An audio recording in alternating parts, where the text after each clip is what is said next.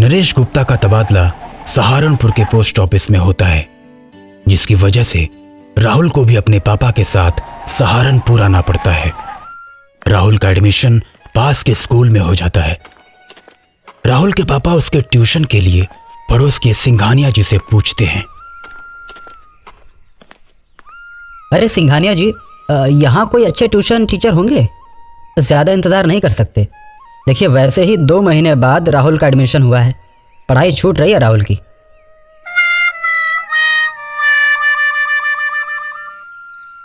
अरे जी, एकदम है जी, बहुत बढ़िया टीचर हैं।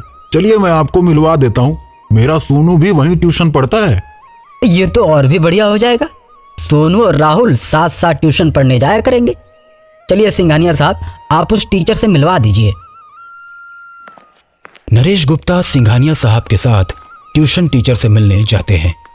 कुछ दूर चलने के बाद वो रास्ता सुनसान गली से होकर गुजरता है और फिर एक बड़े से ग्राउंड में जाकर निकलता है। ग्राउंड में पहुंचकर सिंघानिया साहब बोलते हैं, देखिए नरेश जी, ग्राउंड के उस तरफ है टीचर का घर। चलिए चलते हैं। नरेश गुप्ता सिंघानिया जी के साथ चलने लगते हैं। अचानक उन्हें सड़क के दोनों तरफ हड्डियां नजर आती हैं। हड्डियों को देखकर उन्हें अजीब सा लगता है। फिर भी वह सिंघानिया साहब के साथ चलते रहते हैं और थोड़ी ही देर में टीचर का घर आ जाता है।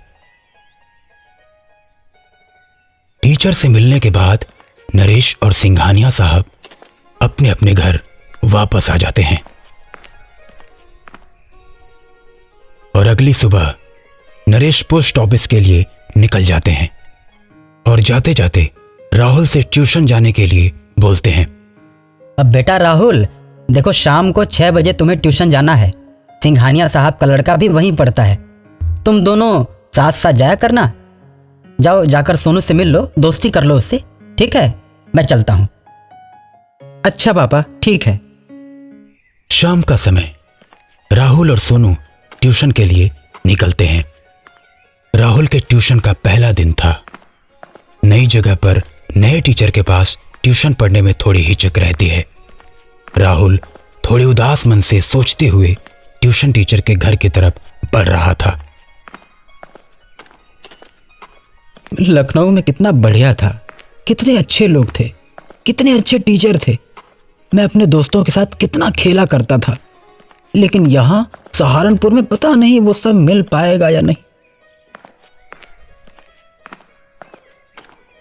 यही सोचते हुए राहुल के कदम धीरे धीरे ट्यूशन टीचर के घर की तरफ बढ़ रहे थे कि अचानक राहुल को सड़क के दोनों तरफ हड्डियां दिखाई देती हैं। राहुल एकदम से डर जाता है और सोनू से पूछता है, सोनू, यहाँ इतनी हड्डियां? भाई मुझे तो डर लग रहा है। कितना डरते हो तुम राहुल? ये कुत्तों का काम है। यहाँ बहुत कुत्ते हैं, वही यहाँ हड्डियां लाकर खाते हैं और छोड़ देते हैं। मैं तो हमेशा यहाँ हड्डियां देखता हूँ। चलो चलो चलते हैं, हमें ट्यूशन के लिए लेट हो रहा है। इसके बाद सोनू और राहुल टीचर के घर पहुंच जाते हैं। वहां पहुंचकर राहुल बहुत खुश हो जाता है। उसकी खुशी का ठिकाना नहीं रहता। उसकी खुशी देखकर सोनू पूछता है, क्या बात है राहुल, बहुत खुश दिखाई दे रहे हो। हमें भी तो बताओ। हाँ यार सोनू, मैं लखनऊ में जैसे ट्यूशन सेंटर में पढ़ता था ना, ठीक वैसा ही यहाँ भी माहौल है। बड़ा मजा आएगा पढ़ने में। और थोड़ी ही देर के बाद क्लासरूम में टीचर आ जाते हैं। टीचर बच्चों को बैठने के लिए बोलते हैं। उसके बाद टीचर बच्चों को मैथ पढ़ाना शुरू करते हैं। थोड़ी ही देर के बाद राहुल को ऐसा लगता है जैसे आसपास के बच्चे अजीब लग रहे हैं। वो पीछे मुड़कर देखता है तो उसकी हालत खराब हो जाती है। उसके पीछे के सारे बच्चों की आंखें लाल और चेहरे डरावने हो चुके हैं। राहुल अपने बगल में मुड़कर देखता है तो सोनू का भी चेहरा भूतिया हो चुका है और अब वो उसकी तरफ बढ़ने लगता है। राहुल चिल्लाता हुआ टीचर की तरफ भागता है। टीचर टीचर मुझे बचा लीजिए, यहाँ सब बच्चे भूत बन गए हैं, भूत, मुझे बचा लीजिए टीचर। टीचर मुस्कुराता हुआ मुड़ता है। अरे कहाँ है भूत? कौन सा बच्चा भूत है? यहाँ तो कोई भूत नहीं है। सपना तो नहीं देख रहे थे तुम? पीछे मुड़कर देखो, है कोई भूत? सब बच्चे तुम पर हंस रहे हैं। जाओ जाकर बैठो। राहुल जब पीछे मुड़ता है तो उसे सब कुछ पहले जैसा मिलता है और उसका दोस्त सोनू खूब हंसे जा रहा है। यार राहुल, कितना डरता है तू, डरपोक कहीं का। चल आप बैठ, पढ़ते हैं। राहुल परेशान मन से दोबारा आकर सोनू के बगल में बैठ जाता है और सामने देखकर पढ़ने लगता है। लेकिन थोड़ी देर के बाद वो पीछे मुड़कर देखता है तो उसे फिर वही भूतिया बच्चे दिखाई देते हैं और वापस सोनू की तरफ मुड़ता है तो सोनू भी भूत बन चुका है। एक बार फिर राहुल टीचर की तरफ भागता है और चिल्लाता है, सर बचाइए, मुझे बचाइए। लेकिन इस बार टीचर जैसे ही मुड़ता है तो राहुल के होश उड़ जाते हैं। अब टीचर भी भूतिया हो चुका है। राहुल वापस पीछे मुड़ता है तो सभी भूतिया बच्चे उसकी तरफ बढ़ने लगते हैं। इतने में पीछे से टीचर राहुल का गला दबाकर उसे मार देता है। अब तू भी मेरा असली स्टूडेंट बन गया। और थोड़ी ही देर के बाद राहुल भी भूत बनकर सोनू के बगल में आकर बैठ जाता है। राहुल के पापा पोस्ट ऑफिस से घर आते हैं और उन्हें पता चलता है कि राहुल अभी तक ट्यूशन से घर नहीं आया, तो वो तुरंत सिंघानिया जी के घर जाते हैं। लेकिन वहां पर कोई नहीं मिलता। उन्हें सिंघानिया जी का घर ऐसा लगता है जैसे यहां कोई नहीं रहता। कुछ दूरी पर एक बाबा बैठे हुए थे। राहुल के पापा उस बाबा के पास जाते हैं। बाबा जी, ये सिंघानिया जी कहीं नजर नहीं आ रहे, आपने देखा है क्या? और इनका घर भी कुछ बदला बदला सा लग रहा है।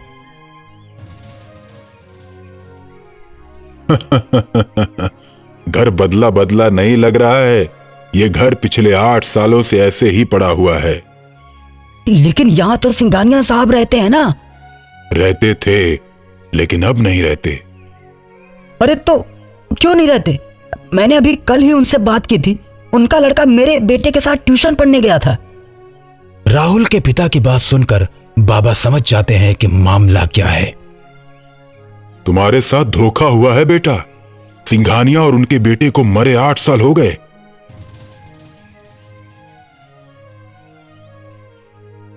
बाबा, मेरा बेटा राहुल सिंघानिया जी के बेटे के साथ ट्यूशन पढ़ने गया था।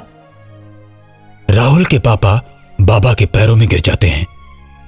बाबा, मेरे बेटे को बचा लीजिए बाबा। अब बहुत देर हो चुकी है। ट्यूशन सेंटर पर जाकर ही पता चलेगा कि क्या हो सकता है। हाँ, अगर तुम चाहते हो कि ये और किसी के साथ न हो तो मैं उन भूतों को हमेशा हमेशा के लिए खत्म कर सकता हूं। राहुल के पापा सहमत हो जाते हैं। बाबा अपने गुरु को बुलाते हैं और तीनों लोग ट्यूशन सेंटर पहुंचते हैं। ट्यूशन सेंटर पहुंचने के बाद राहुल के पापा जैसे ही दरवाजा खोलते हैं तो देखते हैं टीचर ब्लैक बोर्ड पर खून से लिख रहा है। अंदर पहुंचते ही बाबा के गुरु बोलते हैं, बहुत हुआ तेरा अत्याचार मासूम लोगों पर, अब तुझे सबक सिखाने का समय आ गया है। बाबा के गुरु की बात सुनकर भूतिया टीचर हंसता है। न जाने कितने ही तेरे जैसे आए और गए, अब तू ही बाकी है। चल तू भी आजमा ले। इतना सुनते ही बाबा के गुरु आग बबूला हो जाते हैं और अपने कमंडल से जल लेकर मंत्र पढ़कर टीचर के ऊपर फेंकते हैं। जैसे ही कमंडल का जल भूतिया टीचर के ऊपर पड़ता है तो वो चिल्लाने लगता है और साथ ही साथ सारे भूतिया बच्चे जलते हुए चिल्लाने लगते हैं और थोड़ी ही देर के बाद सभी जलकर राख हो जाते हैं। कहानी बिना शरीर वाली चुड़ैल। बंगाल के जादू के कारनामे हर जगह प्रचलित हैं। हमेशा कोई न कोई ऐसा विचित्र जादू देखने को मिल ही जाता है जो सोचने पर मजबूर कर देता है। ऐसी ही एक खूंखार घटना आप लोगों को सुनाने जा रहा हूं, जिसने सभी के रोंगटे खड़े कर रखे थे। बंगाल के मधुबन गांव में एक दिन एक मदारी जादू दिखाने के लिए आता है। उसके साथ एक जमूरा भी होता है। डमरू बजाकर लोगों को इकट्ठा करता है। सुनो सुनो सुनो, सब लोग ध्यान से सुनो। हम आपको सबसे अलग मदारी का खेल दिखाएंगे। हम आपको ऐसा खेल दिखाएंगे जैसा खेल आज से पहले आपने कभी नहीं देखा होगा। आइए आइए, अपना थोड़ा सा समय निकाल कर आइए। धीरे धीरे लोग इकट्ठा होना शुरू हो जाते हैं। जब खूब सारे लोगों की भीड़ इकट्ठी हो जाती है तो मदारी खेल शुरू करता है। हाँ तो मेहरबान कदरदान, सबको सलाम, सबको नमस्कार। भाइयों, खेल तो आपने बहुत देखे होंगे और 2-4 रुपए अपनी जेब से दिए भी होंगे, लेकिन खेल देखने में जितना मजा आपको आया था उससे ज्यादा मजा आज आने वाला है। तो दिल थाम के बैठ जाइए, शुरू करता हूँ पहला खेल। तो बच्चों, शुरू करूं? बजाओ ताली। मदारी नए नए जादू दिखाना शुरू करता है। अपनी टोकरी से कभी कबूतर निकालता, तो कभी तोता, तो कभी खरगोश। सभी बच्चे खुश हो रहे थे कि तभी एक आदमी बोलता है, अरे मदारी, तुमने तो कहा था तुम अच्छा खेल दिखाओगे, लेकिन तुम तो कबूतर और खरगोश का खेल दिखा रहे हो। अगर तुम अच्छा नहीं दिखा सकते तो चले जाओ यहाँ से। ठीक है भाई, दिखाता हूँ, लेकिन डरना मत। अब मदारी अपने जमूरे को अपने सामने रखकर उसका सिर काट देता है, जिसे देखकर सभी लोग डर जाते हैं। अब मदारी चारों तरफ घूम घूम कर लोगों से पैसे मांगता है। सब लोग डर की वजह से पैसे दे देते हैं। तो बताओ बच्चों, जमूरे का सिर जोड़ दूं? सभी लोग हाँ हाँ में जवाब देते हैं। अब मदारी जमूरे का सिर जोड़ने के लिए मंत्र पढ़ता है, लेकिन उसका सिर नहीं जुड़ता। मदारी बार बार कोशिश करता है, लेकिन जमूरे का सिर नहीं जोड़ पाता और अंत में परेशान होकर बोलता है, भाइयों, जिसने भी मंत्र चलाया है तुरंत अपना मंत्र वापस ले ले तो बच जाएगा, नहीं तो मैं मंत्र चलाकर अपने जमूरे को तो बचा लूंगा, लेकिन जिसने मंत्र चलाया है उसका सिर कट जाएगा। थोड़ी देर इंतजार करने के बाद भी कोई नहीं आता और अंत में मदारी बोलता है, तो भाइयों, अब मेरी कोई गलती नहीं होगी, मैं मंत्र चलाने जा रहा हूँ। मदारी जैसे ही मंत्र चलाता है तो सामने की बिल्डिंग की तीसरी मंजिल से एक लड़की का सिर कट कर गिर जाता है। लड़की के मरते ही जमूरे का सिर जुड़ जाता है और वो उठकर खड़ा हो जाता है। ये देख सभी लोगों में भगदड़ मच जाती है। सब लोग मदारी को मारने के लिए आते हैं। मदारी, तुमने हमारे इलाके में आकर एक लड़की को मारा है, अब तो भी मरने के लिए तैयार हो जा मदारी। सभी आदमी मदारी और जमूरे को चारों ओर से घेर लेते हैं। तभी लड़की का बाप आता है। रुको, क्यों मारने जा रहे हो इस मदारी को? सर, इसने आपकी बेटी को मार डाला। लेकिन मेरी बेटी भी इस जमूरे को मारने वाली थी। जो हुआ अच्छा हुआ। मैंने अपनी बेटी को बार बार समझाया था कि ये जादू मत सीख, लेकिन मेरी एक नहीं मानी और उसने जादू सीखा भी तो अधूरा। वो किसी चीज को रोक सकती थी लेकिन उसे खोल नहीं सकती थी। मैंने उसे मना किया था कि इस जादू का इस्तेमाल कभी मत करना, किसी की जान जा सकती है, लेकिन नहीं मानी। आज खुद उसकी जान चली गई। फिर जादूगर लड़की के पापा उस मदारी को कुछ पैसे देते हैं और बोलते हैं, अब जल्दी से यहां से चले जाओ। मैंने तो तुमको माफ कर दिया क्योंकि मैं अपनी बेटी को जादूगर नहीं बनाना चाहता था, लेकिन यहाँ ऐसे बहुत से लोग हैं जिन्हें अपने बच्चों को जादूगर ही बनाना है। वैसे लोग तुम्हें कभी जिंदा नहीं छोड़ेंगे। भाग जाओ यहाँ से। मदारी लड़की के बाप को धन्यवाद बोलकर चला जाता है और बहुत दूर एक गांव में जाकर अपना घर बनाकर रहने लगता है। अब वो लड़की बिना शरीर वाली चुड़ैल बनकर लोगों को मारने लगती है। जो भी मदारी उस मधुबन गांव में आता तो उसको मार डालती। धीरे धीरे मधुबन गांव में मदारियों का आना बंद हो जाता है।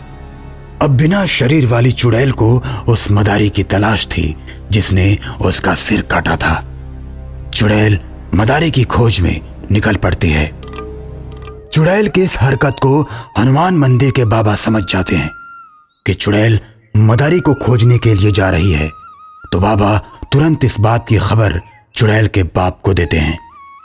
आपकी बेटी ने जीते जी सबको परेशान किया था और चुड़ैल बनने के बाद यहाँ किसी मदारी को आने नहीं दिया, और आज उस मदारी को मारने जा रही है जिसने उसका सिर काटा था। अब उस चुड़ैल का बाप और बाबा दोनों लोग चुड़ैल के पहुंचने से पहले मदारी के पास पहुंचकर उसको सारी बात बता देते हैं, और बताने के बाद जैसे ही मदारी के घर से निकलने वाले होते हैं कि तभी बिना शरीर वाली चुड़ैल पहुंच जाती है। हाँ, अच्छा तो अब तू यहाँ भी पहुँच गया इसको बचाने के लिए। अब तक तो तुझे इसलिए नहीं मारा था कि तू मेरा बाप है, लेकिन अब पहले तुझे मारूंगी, फिर इस बाबा को और बाद में इस मदारी को। इतना कहकर चुड़ैल अपने मुंह से आग उगलती है। बाबा मंत्र पढ़कर अपने चारों ओर एक घेरा बना देते हैं और उस घेरे में मदारी और चुड़ैल के बाप को बुला लेते हैं, जिससे उनके ऊपर आग का असर नहीं होता। ये देख चुड़ैल और गुस्से से भर जाती है और फिर मुंह से आग निकालती है, लेकिन इस बार घेरे से टकराकर आग सीधे चुड़ैल के मुंह पर लगती है और चुड़ैल जलकर राख हो जाती है।